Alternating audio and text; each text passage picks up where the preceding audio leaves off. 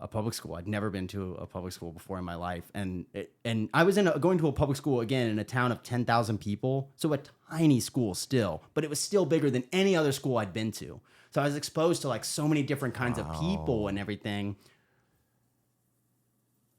Very informative. Thank you. Very informative years, man. That's so important. So yeah, that was like, but yeah, that the thing with my mom was like the first thing that ever was like, sort of like, shattered my reality. That was the first, like, I maybe not shattered. That was the first crack in the glass. Yeah. Oh, for sure. You know, 100%. To be like, oh, wait, what the fuck is this life? And like, what's happening here? And like, what's gonna happen? And like, the first time I ever stopped and was like, what am I doing? Because before that, it was just like, yeah, I'm gonna do this. I'm gonna go to boarding school. I'm gonna go to college. I'm gonna get my finance degree. I'm gonna go become a banker for fucking Chase Manhattan. Like, that's what I was supposed to do. You know what I mean? Yeah. It was engineering or finance, because like my grandfather was an engineer, so my uncle had become an engineer. He still works for Boeing. Like, it was like, that was the pathway, right? It was that one scary? of those. Yeah, it was scary to which part?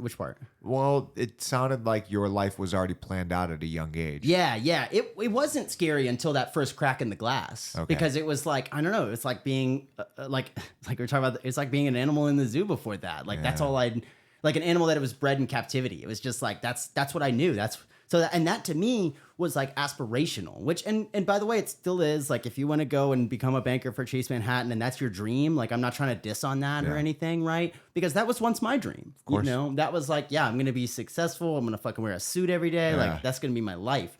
And for the first time when I got to public school and I got exposed to all these new types of people, that I was like, oh, maybe that's not what I want to do. Like, and that's when it started to just become a question of like, what do I want to do? How do I want to spend my time? Who do I want to spend it with?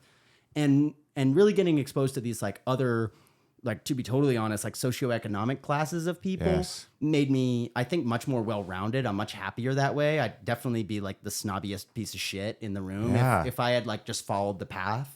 So I'm glad it happened, but it was scary, especially sophomore year, and like being like, it took me a minute, like probably the first semester, or I guess we did trimesters, whatever, but like the first like half of the school year to be like, oh, I'm just like these kids. I've just been told that I'm different than them. You know what I mean? All these differences that we like, so that was the first time I started to perceive that like differences aren't fucking real, that shit's made up, you know, and like, picking up on that, of being able to like do something about it was like, I think really, really like a watershed moment in my life, to be able to say like, oh no, life is what you make it. Life is what you choose, you know, and like realizing that I had been making choices up to that point without consciously, and starting to make conscious choices. Yeah.